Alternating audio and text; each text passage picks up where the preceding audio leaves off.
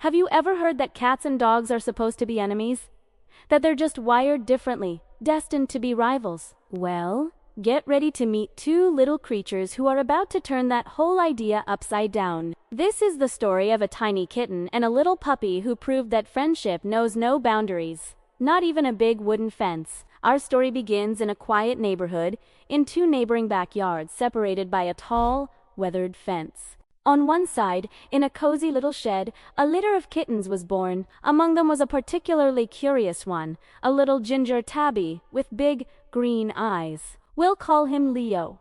Leo was full of questions and an insatiable desire to explore every nook and cranny of his world. On the other side of the fence, in a warm doghouse, a litter of golden retriever puppies tumbled and played. One of them, a fluffy bundle of energy with floppy ears and a tail that never stopped wagging, was named Max.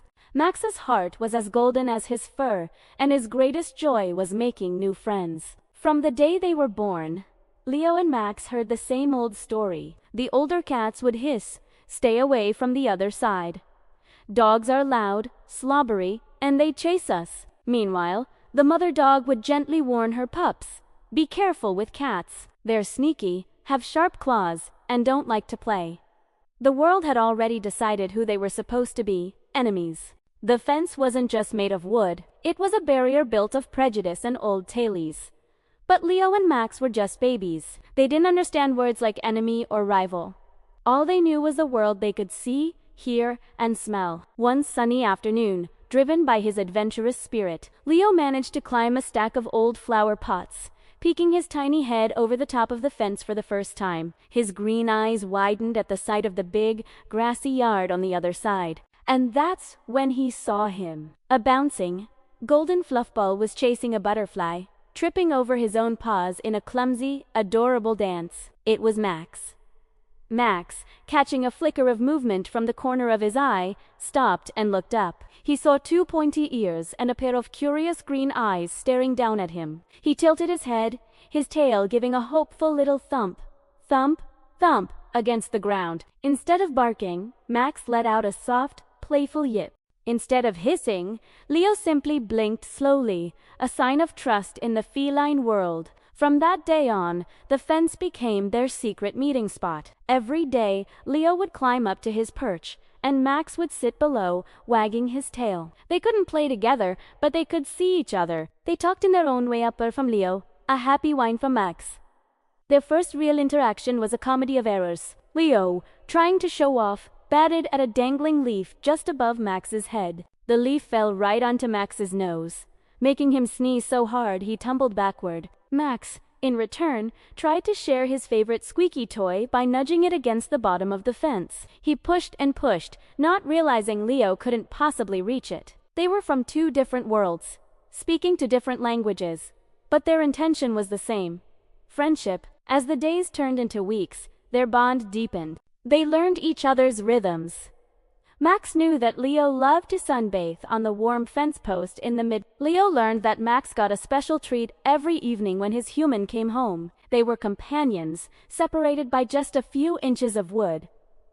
One chilly autumn evening, a fierce storm rolled in. The wind howled, and rain lashed down. Leo, who had wandered a little too far from his shed, found himself trapped on the wrong side of a puddle that was quickly turning into a small lake. He was cold, wet, and scared, his tiny mews lost in the roar of the storm. Max, safe in his doghouse, heard Leo's fine crease. He peeked his head out, his instincts screaming at him to stay inside where it was warm and dry. But the sound of his friend's distress was stronger than his own fear. He braved the storm, his fur getting soaked in seconds. He found Leo shivering by the growing puddle.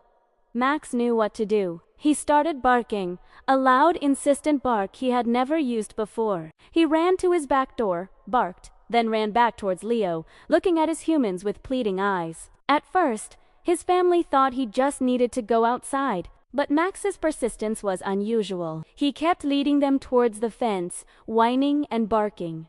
Finally, Max's owner followed him with a flashlight, and there, huddled and trembling, was a tiny, soaked kitten. The man gently scooped Leo up, wrapping him in his warm jacket. He recognized him as the neighbor's new kitten. The next morning, when the storm had passed, he walked over to his neighbor's house with a little bundle in his arms. When the two families met, the story of the midnight rescue came out. They looked at Max, the brave little puppy, and at Leo, now safe and warm. Then they looked at the fence that separated them. They had always just accepted it was there.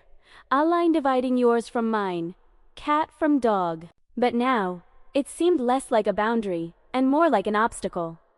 An obstacle to a beautiful friendship. That very weekend, a decision was made. With a few tools and a shared sense of purpose, the two neighbors took down a section of the old wooden fence. They replaced it with a small gate that could be left open. The first time the gate was opened, Leo and Max hesitated for a moment.